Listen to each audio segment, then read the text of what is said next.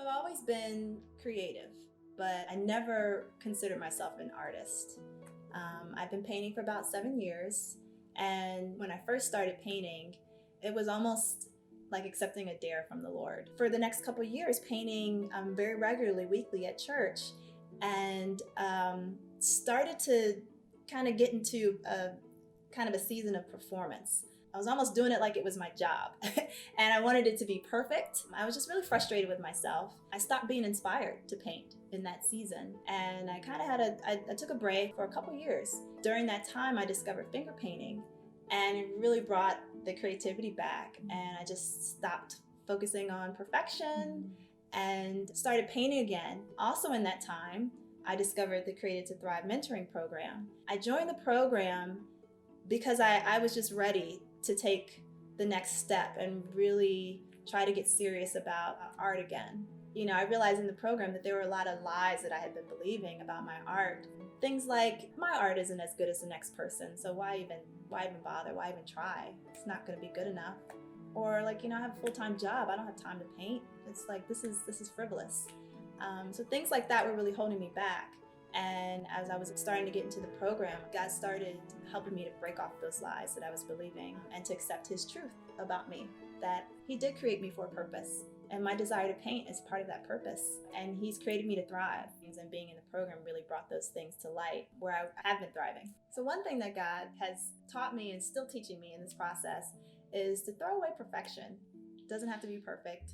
It just has to have me, you just have to do it with me. One time I was painting and just using my fingers as usual, and I felt like God was telling me that as I put my fingers to the canvas and I touch the canvas, it's as if He is touching the heart of the person who is viewing the painting. Like He literally wants to come in and touch their heart. And I had that revelation as I was painting. It was a huge shift in me understanding there was a purpose even in how I desire to paint. He even put that desire in me and made it so unique, and it has to do with how He wants to touch people through my art.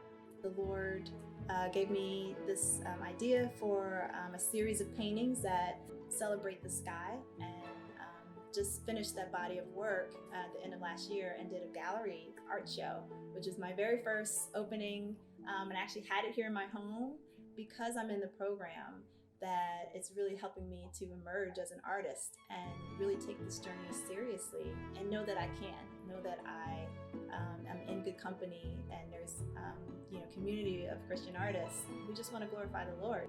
And so I put myself in art school, and it's completely taken my art, I feel like, to another level. So I've been selling art. I've also been teaching art, doing paint parties and doing other types of events. There is a desire in your heart to create and make art, whatever it is that you do, not to ignore that desire, to really listen to that, because it could be a clue that that's what you're supposed to do, that you are created to create. If you move forward and begin to pursue what God has placed in your heart, it'll grow.